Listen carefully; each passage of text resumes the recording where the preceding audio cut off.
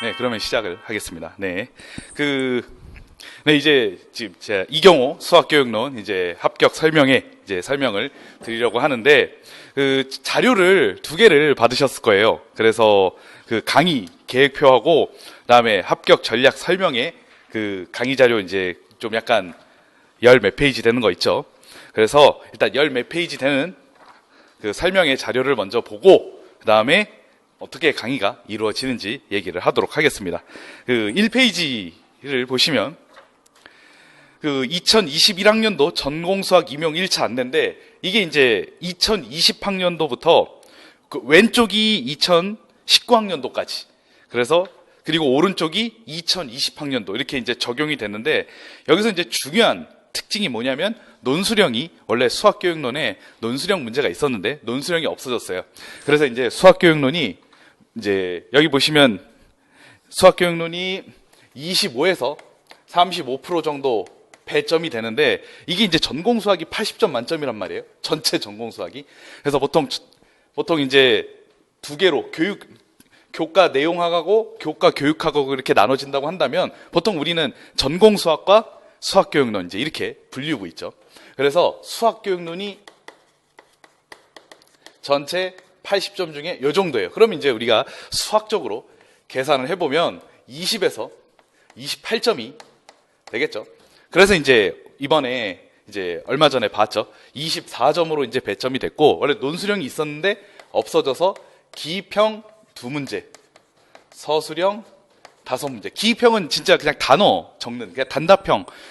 꼭 단어는 아니더라도 어쨌든 기입은 딱 명확하게 이제 내용을 이제 적는 내용이고, 서술은 이제 좀 몇 줄 서술을 해야 되는데, 그래서 기입형이 하나당 2점이고 서술형이 하나당 4점. 그러면 24점이 되는 거죠. 아마 그냥 요 기조는 그대로 유지를 할 것 같아요. 그래서 이제 24점이라고 이제 수교로는 생각을 하시면 되고, 우리가 전공이 보통 한 9과목, 전공수학이 한 9과목 정도 있잖아요. 근데 이제 수학교육론은 단과로 24점이기 때문에 상당히 비중을 둬야 되겠죠. 그렇게 이제 보시면 될 것 같고, 그 다음에 이제 뒤로 넘어가도록 하겠습니다.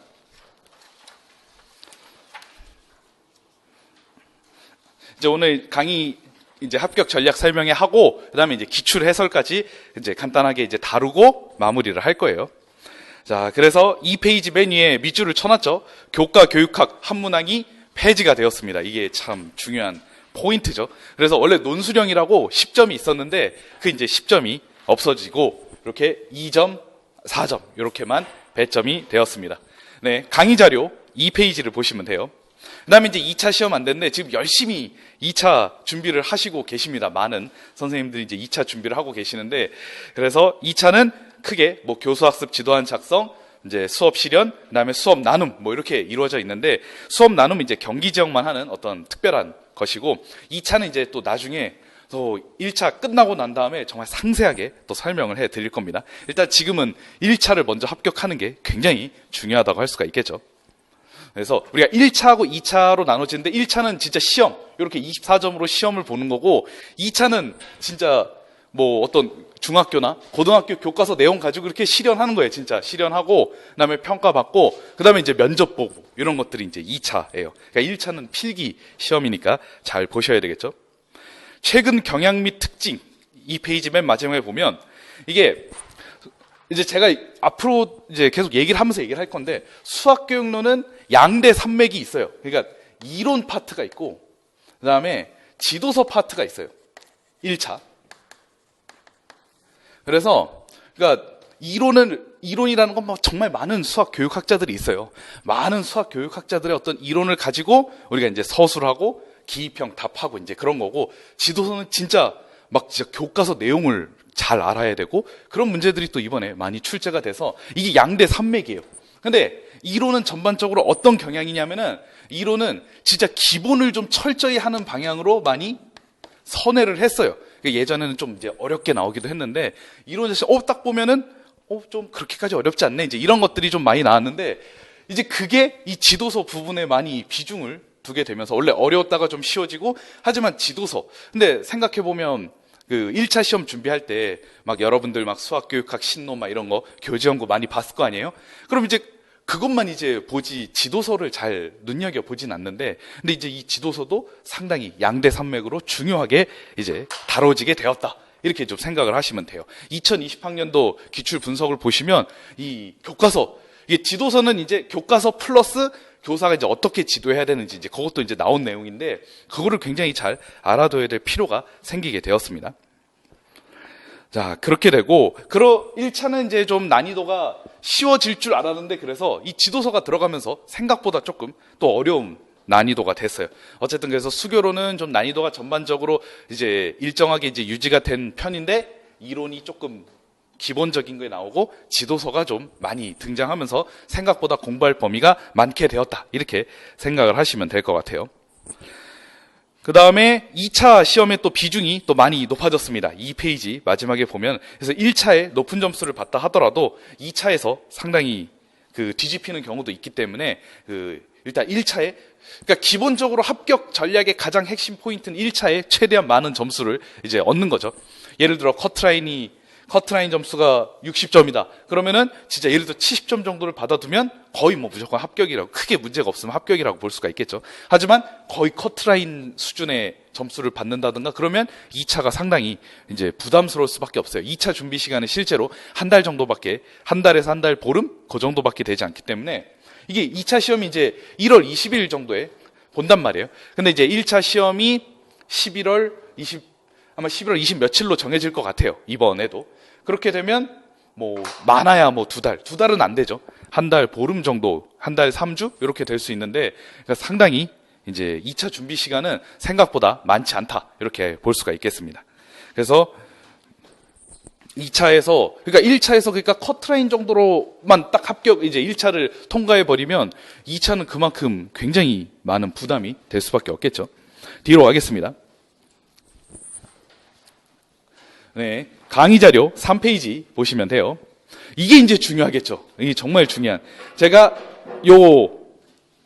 3페이지를 보시면 1번, 자, 4번을 제외하고, 일단 4번을 제외하고 1, 2, 3, 5, 6이 이론 서적입니다. 주 이론 서적인데, 이번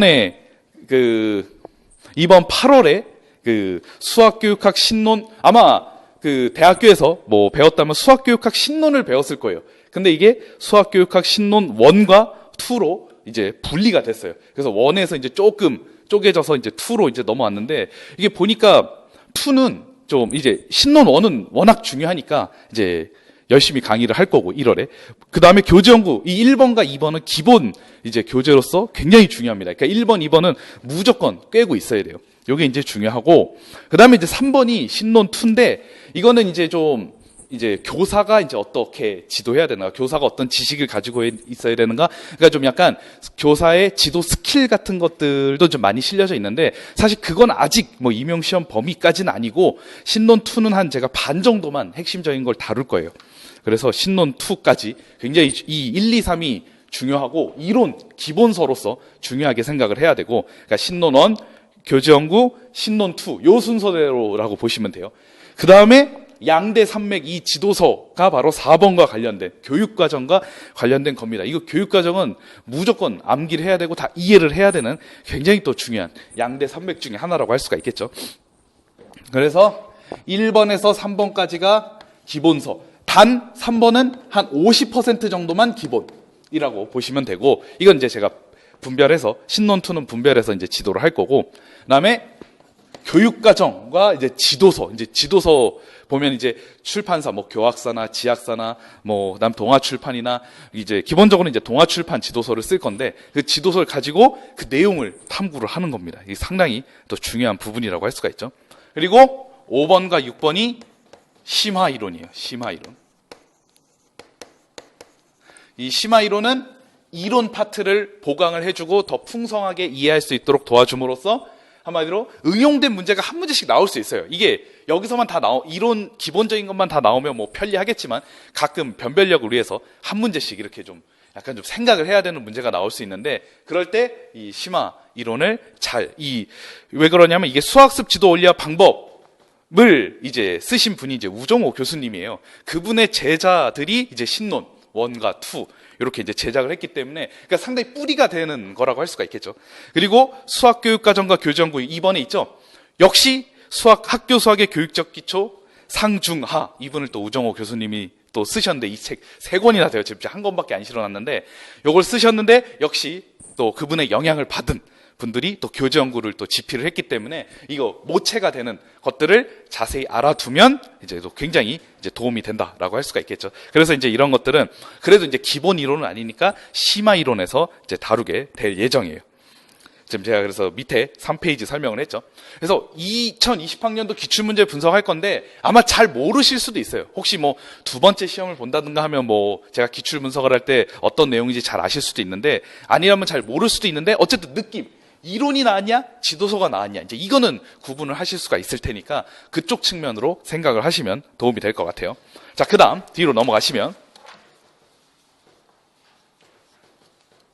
2018학년도 일단 출제 경향 및 특징을 제가 간단하게 정리를 했는데 2018학년도는 1번을 보시면 일단 2018학년도 1번을 보면 신논과 여기서는 지금 뭐 신논 1, 2를 그렇게 구분 신논 2가 이제 좀 약간 진짜 조금 출제가 됐으니까 그냥 신논이 메인이라고 할 수가 있죠. 자, 신논 1과 그 다음에 수교재, 이 요약해서 보통 수교재라 그래요. 수학교육과정과 교재연구, 요약해서 이제 수교재 이렇게 할 수 있는데 관련된 내용은 비교적 쉽게 출제가 됐어요. 근데 2019학년도도 보면 비교적 쉽게 출제되었음, 2020학년도도 비교적 쉽게 출제됐어요. 그러니까 정말 기본이 탄탄한 사람이 굉장히 이제 승산이 있다라는 거죠, 일단. 근데 2018학년도 계속 볼게요. 2번, 교과서 및 지도서 교육과정. 교육과정은 2015 개정 교육과정입니다. 이거를 정말 빠삭하게 알고 있어야 됩니다. 2015 개정. 이제 당분간은 이 2015 개정으로 계속적으로 공부를 할 거기 때문에 이걸 빠삭하게 알아야 돼요. 그래서 교과서 및 지도서, 수학과 교육과정에 대한 출제 비중이 매우 커졌어요. 점점 이게 커지고 있어요. 예전에는 진짜 이론에서만 나왔는데 점점 갈수록 비중이 상당히 커지고 있어요. 그 다음 4번을 보시면 변별력을 위해 한 문제는 수학교육학 신논 1번이죠. 아까 얘기했던 신논 1, 1번. 그 다음에 교재연구 2번, 수교재 2번. 1번과 2번 외의 교재를 제대로 공부해야 해결할 수 있는 문제가 나왔어요. 실제로. 그래서 요거 5번과 6번에 해당하는 부분을 알고 있어야 해결할 수 있는 문제가 나왔기 때문에 요건 이제 좀 알아두시면 또 좋을 것 같아요. 그래서 그 신논 2에 그 명확하게 또 제시된 부분, 아까 3번 얘기했는데 요 3번도 이제 다루게 될 거예요. 어쨌든 중요도 순서는 1번, 2번, 4번 그 책 번호를 얘기하는 거예요. 1, 2, 4번이 제일 중요하고 이건 핵심이고 얘는 이제 기본 이론 정리하자면 얘는 교육과정. 그 다음 중요한 게 3번 신논 2, 그 다음에 5번, 6번 요 순서라고 보시면 돼요.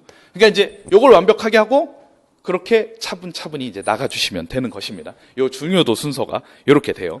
그래서 책을 잘 이해를 하고 깨닫는 게 중요하겠죠. 그다음에 2019학년도를 보시면 역시 2번을 보시면 변별력을 위해 한 문제는 또 다른 교재, 이 5번과 6번을 좀 공부를 해야 이제 할 수 있는 문제가 나왔어요. 그래서 이 1번과 2번, 이 기본만 진짜 1, 2번만 완벽하게 하시는 선생님들이 있거든요.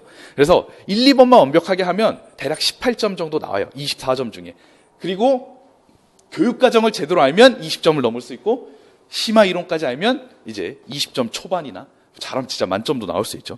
그래서 그런 식으로 순차적으로 진행을 할 겁니다. 그래서 기본 이론부터 명확하게 알고 있는 게 필요하겠죠. 그 다음에 이제 2020학년도 1번 똑같고 2번 교육과정 출제 비중이 매우 커졌고 특별히 2015 개정 내용을 충분히 공부를 해야 된다. 이렇게 요약을 할 수 있을 것 같아요. 그럼 이제 출제 경향 분석을 보면 최근 5개년 보면 지금 2016부터 19학년도까지 물론 14하고 15학년도가 있는데 14학년도, 15학년도는 이제 약간 좀 다른 이제 시스템으로 바뀌느냐고 조금 들쑥날쑥했는데 지금 보시면 16부터 19학년도까지는 완전히 동일한 형태로 냈어요. 즉 전공 A, 보통 우리가 전공 A, 전공 B 나눠서 봐요. 처음에 이명시험을 보면 교육학을 먼저 보고 그 다음에 전공 A를 보고 전공 B를 봐요. 그래서 이제 전공 A의 수교론이 이렇게 배치가 됐고 전공 B의 수교론이 이렇게 배치가 됐어요.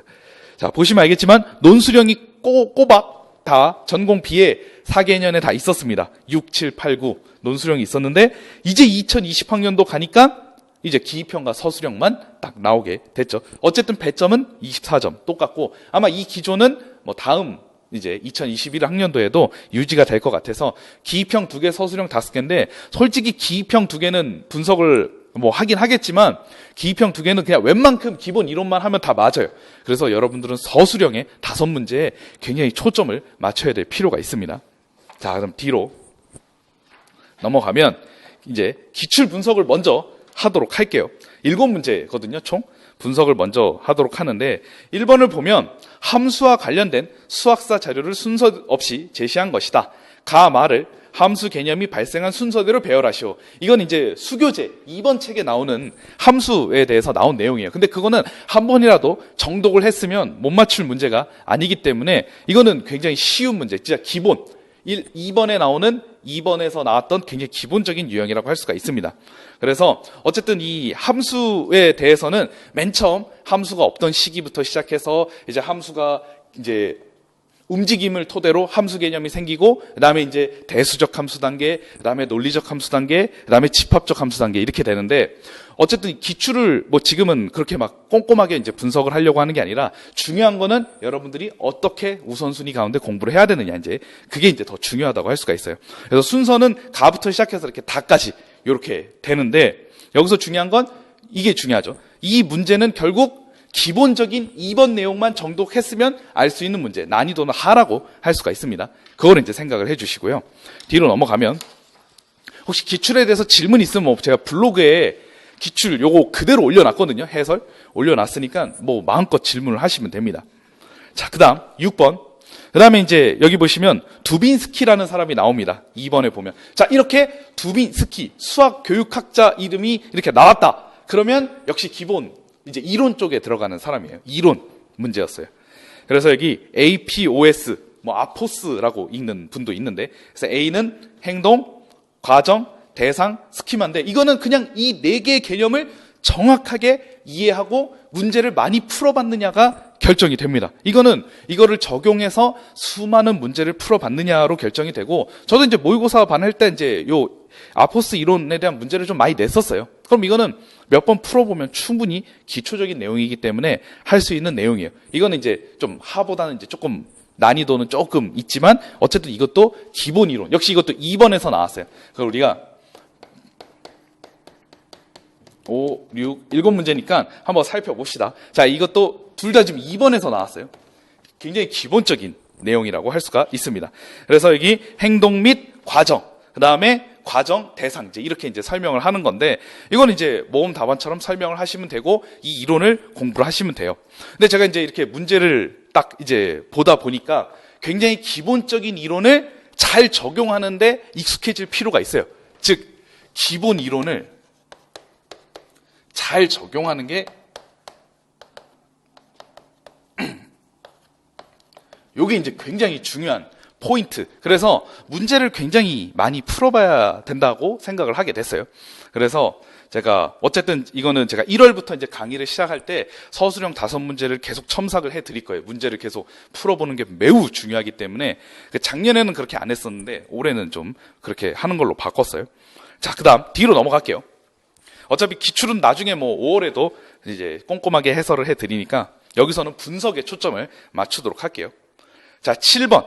도형의 방정식 단원에서 사용한 뭐 3개인데, 도형의 방정식, 뭐 이건 이제 고등학교 수학 내용이긴 하지만 사실 그 내용 잘 그렇게 몰라도 돼요. 뒤로 가겠습니다.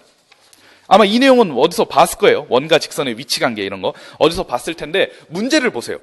트래퍼스가 제시한 수평적 수학화와 수직적 수학화의 의미를 설명하고, 이건 그냥 의미 암기해서 쓰면 돼요. 그럼 이 점이 그냥 다가오는 겁니다. 자, 3번째 문제는 그래서 1번과 관련이 있어요. 신론 1에 잘 그냥 설명이 돼 있어요. 그냥 그거 암기하면 되는데, 제가 이제 모의고사 반 이제 들어갈 때 수교론 용어 자료집이라고 해서 그냥 암기만 할 수 있게끔 이제 나눠주고 다 암기를 시켰거든요. 이건 암기를 했다면 그냥 아주 깔끔하게 문제를 풀 수 있었던 거고, 근데 또 보시면 수평적 수학화, 수직적 수학화, 자, 뭔지 잘 모를 수 있어요. 근데 수평적 수학화와 수직적 수학화의 관점에서 결국 뭐예요? 기본 이론을 명확하게 알고 잘 적용하느냐. 이게 굉장히 또 이런 문제입니다. 그러니까 기본 이론을 명확하게 알고 적용하는 거. 이게 제 시험에 되게 중요하다고 할 수가 있겠죠. 자, 일단 이거를 생각을 하시고 뒤로 가겠습니다. 자, 4번. 이제 기평 1번인데 라카토스. 그럼 또 이론적인 내용입니다. 이론적인 내용이고 역시 이것도 1번 책에 굉장히 잘 나와 있어요. 이 라카토스의 용어가 제시한 용어, 대응 방식이 이렇게 있는데 세 가지가 있습니다. 괴물배제법, 예외배제법, 보조정리합체법 3개 있는데 그냥 개념 이해하고 있으면 딱딱 맞춰가지고 적었으면 되는 아주 또 난이도 하 문제예요. 자, 그러면 이게 기입형 2문제인데 난이도가 굉장히 낮게 나왔어요. 아마 이 2문제는 그냥 저랑 같이 1년 동안 하다 보면 이거는 누구나 맞출 겁니다. 이거 솔직히 독학해도 맞출 수 있어요. 1번과 4번은. 그래서 기입형은 여러분들에게 중요한 문제가 되지 않습니다. 근데 이 서술형이 굉장히 중요하다고 할 수가 있겠죠. 자, 또 뒤로 넘어갈게요.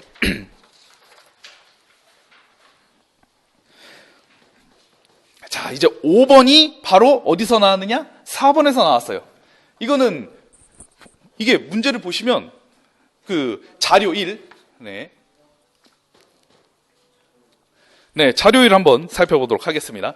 그래서 10페이지를 보시면 자료 1에 원 모양의 A, B 그리고 그 다음에 이제 접어가지고 이게 지금 수직 이등분선이 원의 중심을 지나느냐 이제 그런 내용을 종이접기를 통해서 이제 관찰을 하고 있는 내용이에요. 요거 이제 종이접기를 통해서 관찰한 내용이고 자료 2는 기호를 이용해서 이제 논리적으로 이렇게 설명을 하는 내용이죠.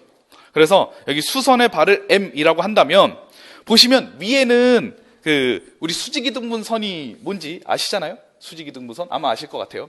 그래서 어떤 점으로부터 각 끝점까지 이르는 거리가 같고 수직하면서 또 이등분도 해요. 이게 수직이등분선이에요.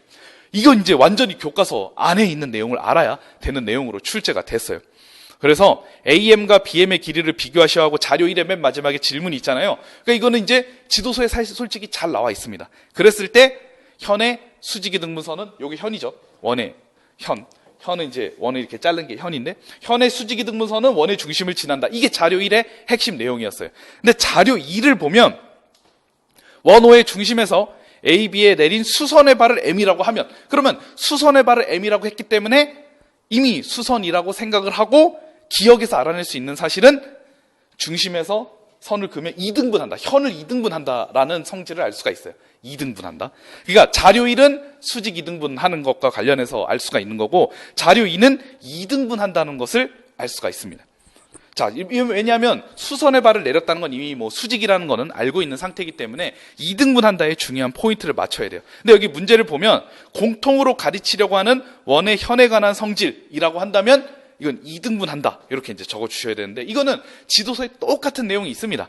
그러니까 이거는 지도서를 공부를 했으면 맞출 수 있는 문제고 그러니까 만약에 공부를 안 했으면 좀 약간 되게 생소하겠죠. 계속 아까 라카토스 나오고 두빈스키 나오고 이론 계속 나왔는데 갑자기 이거는 교과서 내용을 알아야 되는 이제 문제가 출제가 됐습니다.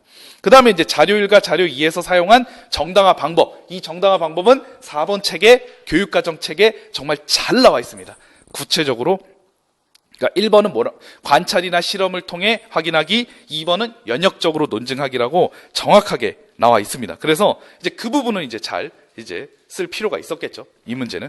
그래서 이 문제는 보시면 알겠지만 사람의 어떤 이론이 수학교육학자 이론이 있는 게 아니라 철저하게 지도서, 교과서 부분을 알고 이해하고 있느냐. 그게 이제 중요한 핵심 포인트였다는 거를 기억을 해두시면 좋을 것 같아요. 그래서 그 부분.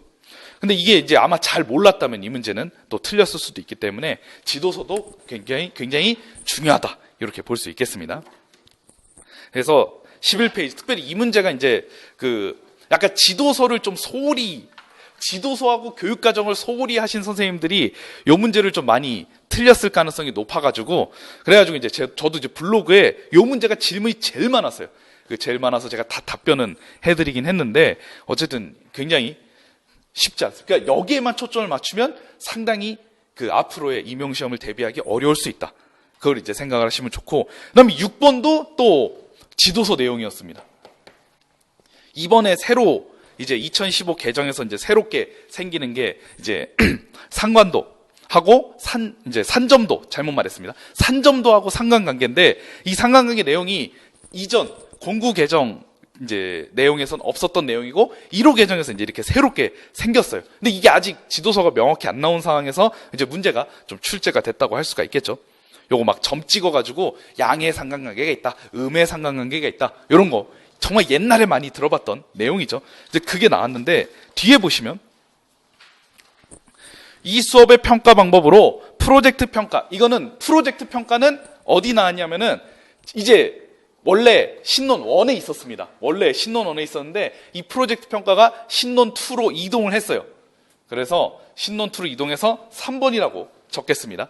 그러니까 3번이라고 적겠습니다. 신논 2로 이동을 했어요.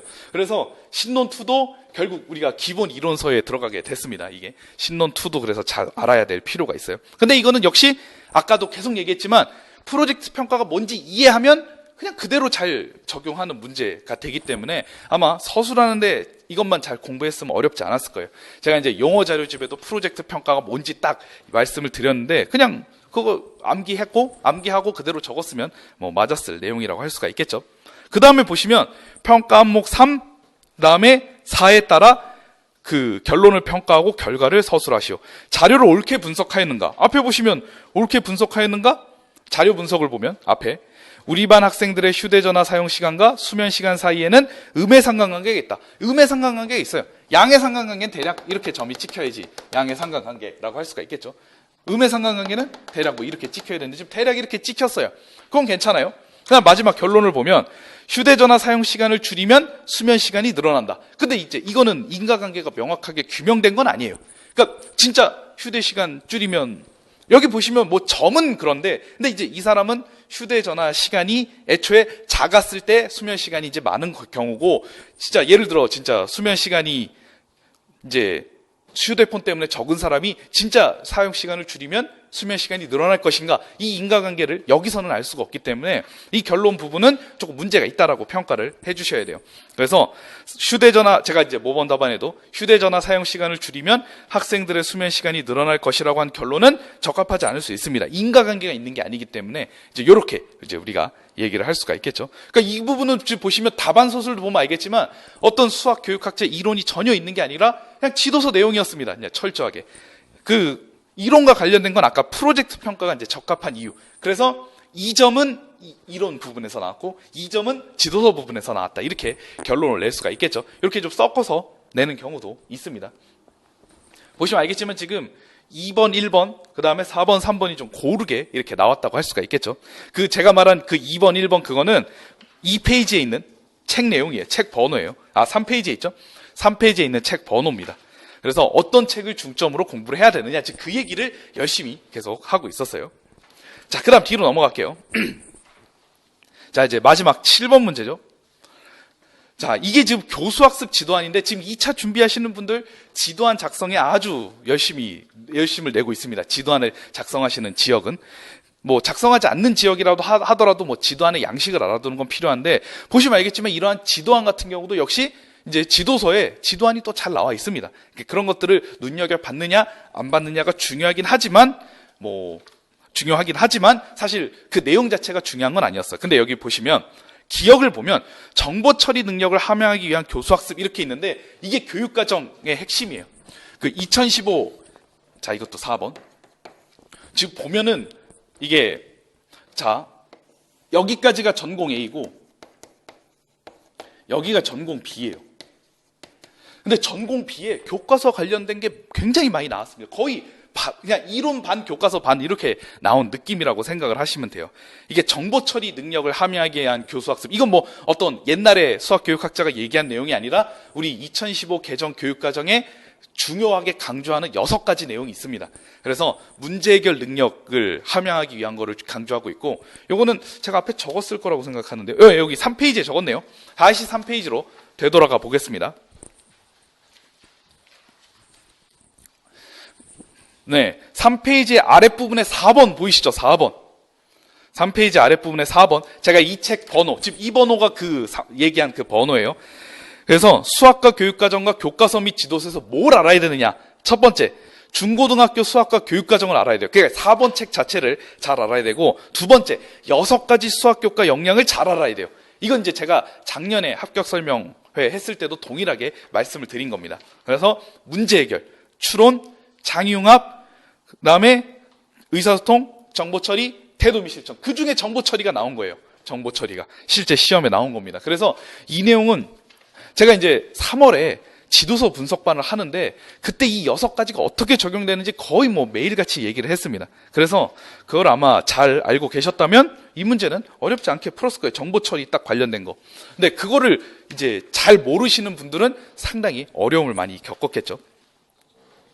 그래서 기억의 구체적인 내용으로 제시하시오. 이게 이제 진짜 나왔고 아마 작년에 모의고사 제 모의고사 혹시 뭐 접하신 분들이라면 제가 이거 6가지 그 수학교과 역량에 대한 문제를 계속 냈었어요.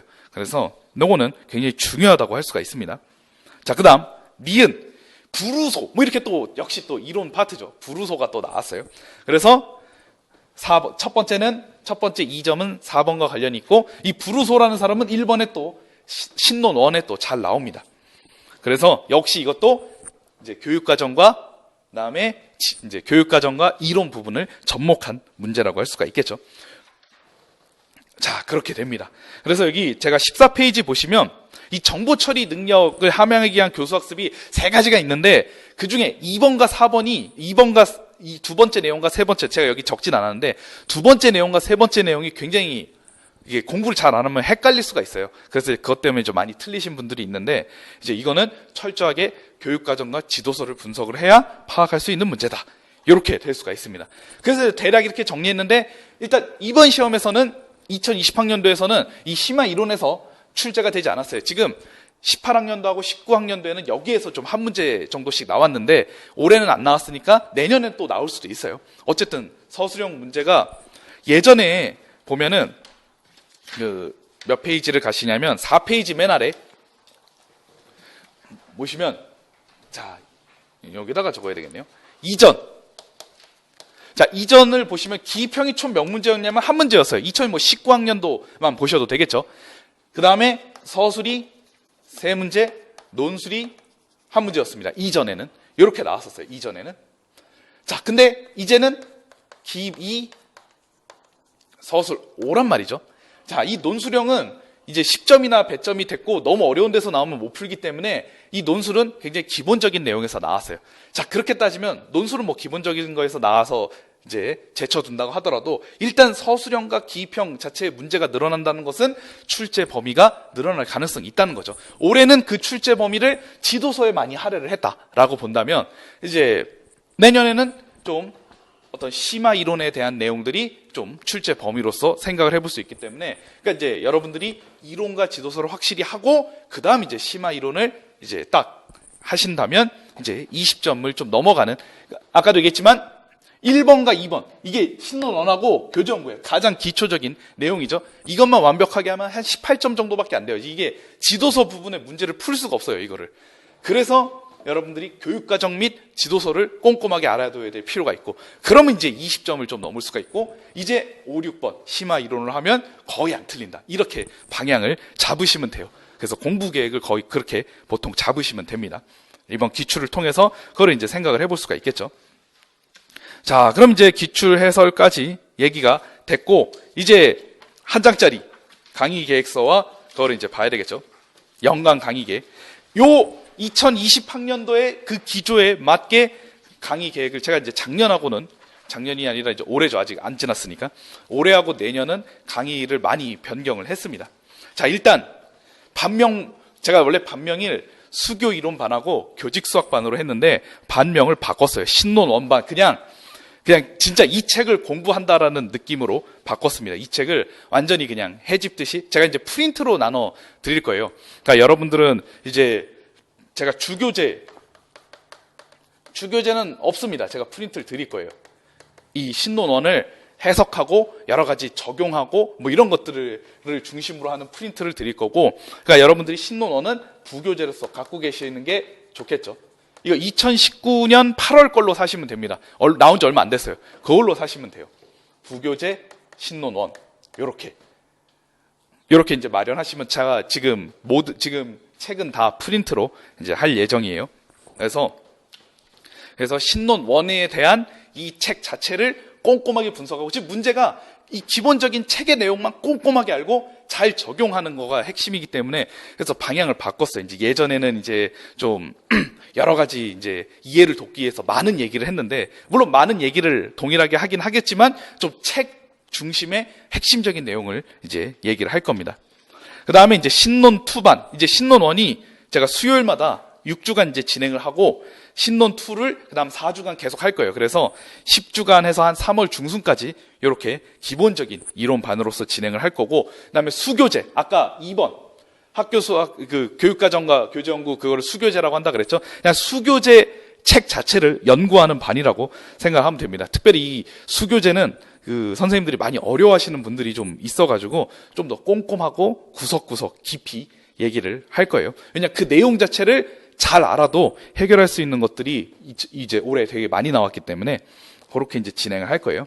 자, 그래서 밑에 수요일 강의 보시면 신논 1, 신논 2가 있고, 그 신논 2가 보니까 이제 10주라서 2월이 넘어가요. 한 3월 중순에 끝나는데, 여기 수요일 강의의 그 강의 내용을 보면 그 중간 조금 아래 부분에 있죠. 수학교육학 신논 1 강의에 그냥 딱 그거 핵심적인 내용을 그 여러 가지 예를 통해서 이해하기 쉽게 잘 적용할 수 있도록 그렇게 이제 지도를 할 거고, 그 다음에 이제 2주차부터 예를 들어 이래요. 그러니까 1주차 이제 이론 공부를 하잖아요. 그럼 2주차에 이제 9시 반에 딱 오시면 서술형 5문제를 풀게끔 준비를 해 놓을 겁니다. 그래서 작년에는 그냥 진짜 기본적인 것만 했는데 조금 이제 작년에 문제풀이반이나 모의고사반에서 했던 그런 약간 좀 진짜 실제 시험과 관련된 문제 5문제를 실제로 제공을 해드리고, 그 다음에 첨삭을 진행을 할 거예요. 그렇게 이제 진행을 할 예정이고, 첨삭을 다 해드립니다. 인강은 이제 너무 기간이 오래되면 첨삭은 좀 쉽지 않고, 인강은 이제 2주차 전까지만 메일로 보내시면 이제 제가 메일로 첨삭을 해드려요. 여기 혹시 직강 선생님들도 처음에 이제 직강으로 듣다가 혹시 뭐 빠질 수도 있잖아요. 이제 긴급한 사정에 의해서. 그러면 인강으로 수강하시고 그 다음에 이제 문제를 풀어가지고 이제 메일로 제출하시면, 제가 이제 이 강의 계획서가 세부적으로 나오면 메일 주소도 알려드립니다.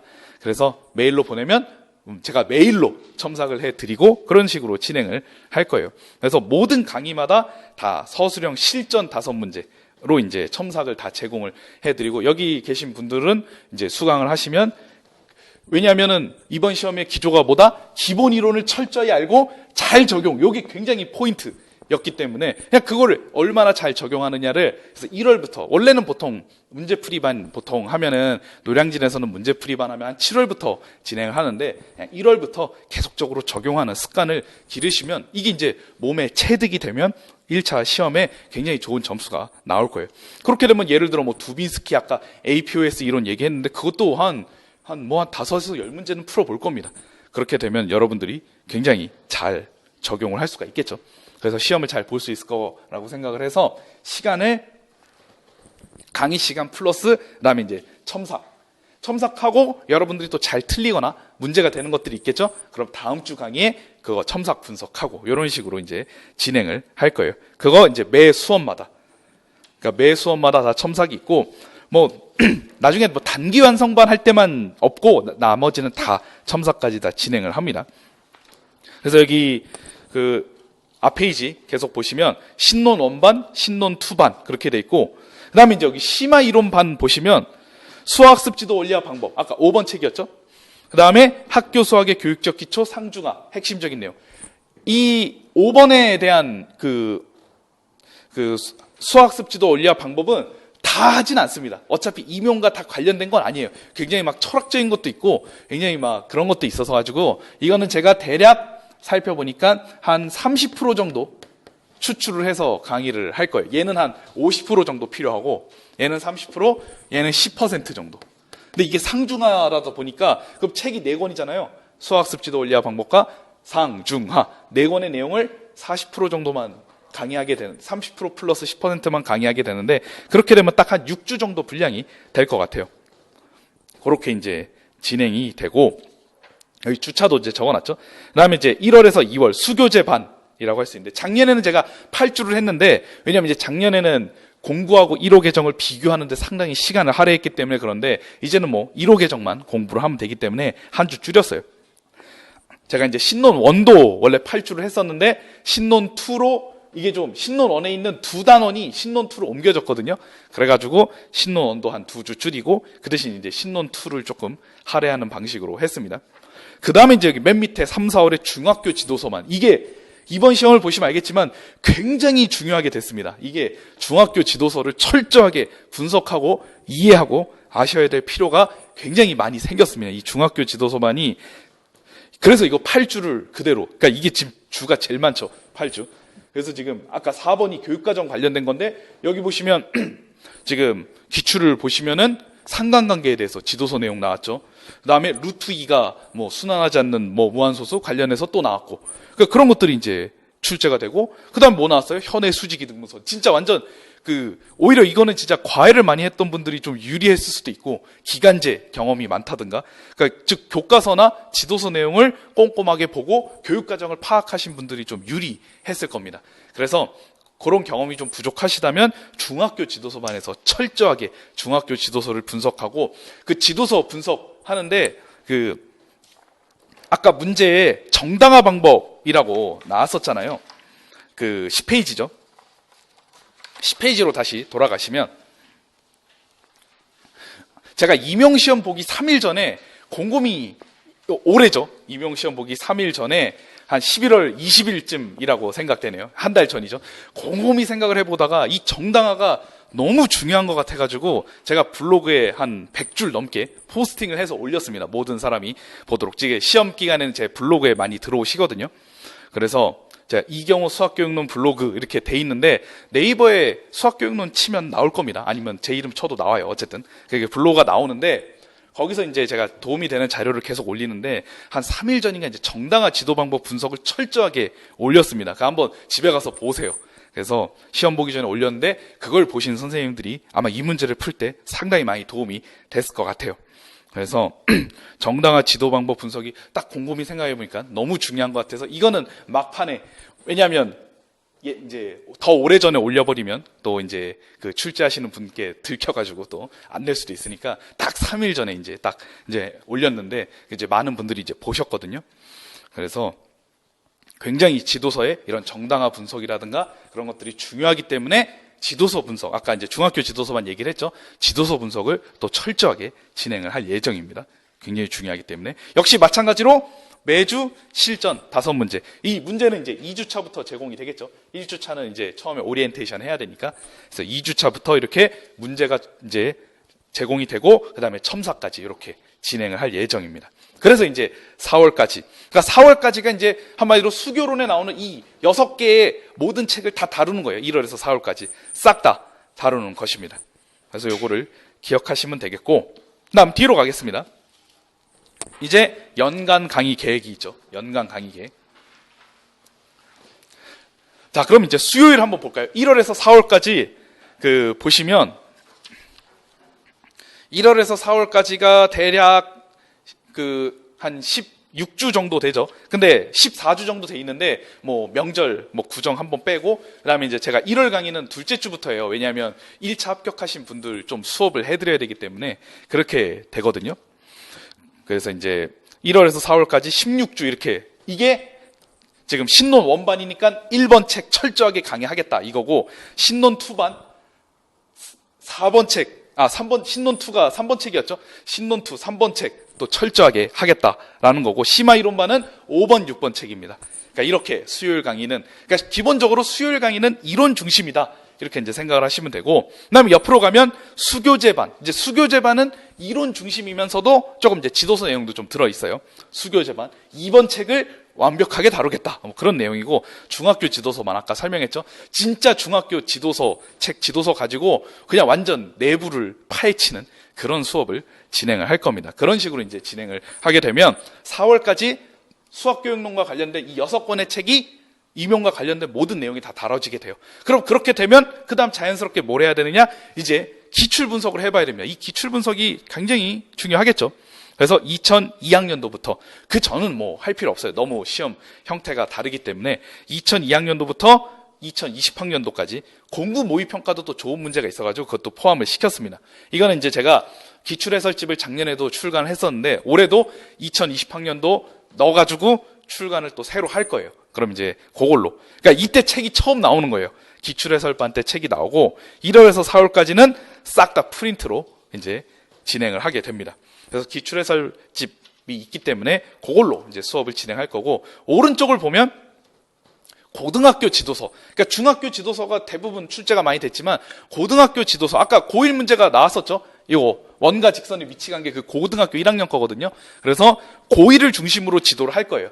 그리고 고2 과정에 있는 어떤 선택하는 이제 과목들, 수학원, 수학2, 뭐 미적분 이런 것들은 이제 좀 약간 좀 확률과 통계 이런 것들은 이제 조금 다르고, 이 고등학교 지도서반은 고등학교 1학년 수학이 메인이 되는 건데, 이걸 또 잘 알아두셔야 돼요. 왜냐하면 기본적으로 공립에서 2차 시험 범위에 나오는 지도서가 중1, 중2, 중3, 고1이에요. 이 4개년이에요. 그래서 고등학교 지도서도 여러분들이 잘 아실 필요가 있어요. 이건 나중에 2차까지 생각하시는 의미가 있는 거죠. 그 다음에 이제 기출 적용반인데, 이때는 그냥 4주에 이제 60문제 정도 이제 풀어보는 강의예요. 이게 공부에서 1, 3학년도까지는 객관식 문제가 나왔었거든요. 그 옛날에는.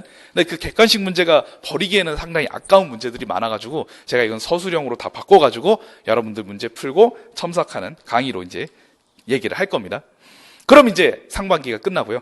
그럼 이제 7월부터는 뭐 하겠습니까? 이제 7월부터는 열심히 문제 풀어야 되겠죠. 하지만 이게 또 7월부터 새롭게 또 시작하시는 분들이 분명 있겠죠. 아니면 1월에서 6월까지 열심히 공부를 했는데, 이게 전공에 열심히 시간을 들여가지고 수교론에 좀 시간을 투자하지 못했다던가, 그러신 분들을 위해서 7, 8월에는 수요일에 단기 완성반이라고 1번에서 6번까지의 핵심적인 내용을 그냥 요약해서 스피드하게 쭉 강의 이제 진행을 하는 거예요. 혹시 까먹었거나 뭐 여러 가지 임용과 관련된 이제 수학 교육은 전체 이론과 지도서 부분의 또 핵심적인 내용을 이제 지도를 하는 강의가 바로 7, 8월.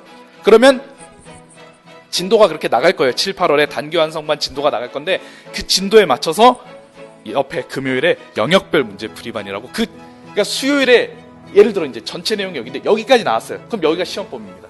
그래서 여기에서 이 시험 범위에 대한 영역별 문제를 풀고, 2주차 이렇게 나갔다? 그럼 그 범위에 대해서 문제 풀고, 그러니까 수금이 이렇게 세트로 움직인다고 할 수가 있겠죠. 그래서 영역별로 이렇게 딱딱딱 문제를 풀 거예요. 여기 영역별 문제풀이반은 처음부터 막 전체 범위에서 풀면은 선생님들이 잘 이제 어려울 수가 있으니까, 이때는 차근차근 영역을 정해주고 이 부분 복습하시면 금요일에 이제 문제를 풀 수 있게끔 할 거예요. 9월에서 11월은 이제 파이널 모의고사를 이제 진짜 모의고사로 해야 되겠죠. 이건 이제 전공수학과 통합을 해서 모의고사 진행을 할 겁니다. 9주 진행을 이렇게 할 거예요. 그리고 이제 12월은 제가 이제 2차 대비반으로 2차 강의를 지금도 계속 진행하고 있는데, 아마 내년에도 뭐 올해하고 비슷하게 진행할 것 같아요. 자세한 건 아마 11월에, 그러니까 1차 시험 보기 전까지는 뭐 2차를 생각하는 게 그렇게까지 필요하진 않겠죠. 그래서 시험 끝난 직후 뭐 강의 계획서나 구체적인 것들이 이제 올라오게 될 겁니다. 그래서 이렇게 이제 1년이 진행되고, 이제 정리를 다시 한번 하자면 이게 제일 중요하죠. 여러분들이 1번과 2번을 명확하게, 1번과 2번이 신논 1 교정구조, 이거 3페이지 보면서 합시다. 마지막 정리니까 이제 오늘의 핵심적인 내용을 얘기를 하고 마무리 짓도록 하겠습니다. 자, 1번과 2번이 기본 중에 기본이고, 올해 문제는 기본 이론을 정확하게 알고 잘 적용하는 것을 핵심적으로 했습니다. 그래서 제가 모든 이제 강의에 첨삭을 해드리는 걸로 강의를 바꿨고, 그래서 첨삭을 하고 진행을 할 거예요. 그리고 이제 3번 신논2도 나름 또 중요성이 있죠. 3번도. 그래서 이제 3번을 강의를 할 건데, 아까 얘기했듯이 1번과 2번만 명확하게 아시는 분들은 한 18점 정도 많아야 그 정도라고 할 수 있는데, 여기에 4번 교육과정을 또 철저하게 아신 분들은 전공 B에서 좀 더 몇 문제 더 맞췄을 때, 뭐 한 문제나 아니면 좀 부분 점수가 더 나왔을 테니까 이제 20점이 넘어갈 수가 있는 거죠. 그리고 3번을 알면 조금 더 점수가 높고, 5번과 6번을 알면 혹시 2021학년도에 변별력을 위해 한 문제 어려운 게 나왔다 했을 때 여러분들이 대처할 수 있는 능력을 키울 수가 있을 겁니다. 아까도 얘기했지만 이 5번과 6번 책을 쓴 우정호 교수님의 제자들이 또 이 기본 이론서를 또 작성을 했기 때문에 그 뿌리가 되는 책을 아는 게 필요하겠죠. 그래서 이 6권의 책이 주 메인, 1년 동안의 수교론의 메인이라고 할 수가 있어요. 그래서 이렇게 차분차분히 한 단계씩 저와 함께 이렇게 알아가시면은 그 수교론은 철저하게 24점 준비가 되실 거라고 생각이 됩니다. 네, 그러면은 오늘 수교론 합격 설명회는 또 여기서 마무리 짓도록 하고 한 10분 정도 쉬었다가 그다음에 전공 교수님 이제 뒤에 계시니까 전공 교수님께서 계속 합격 전략 설명회 얘기하시도록 하겠습니다.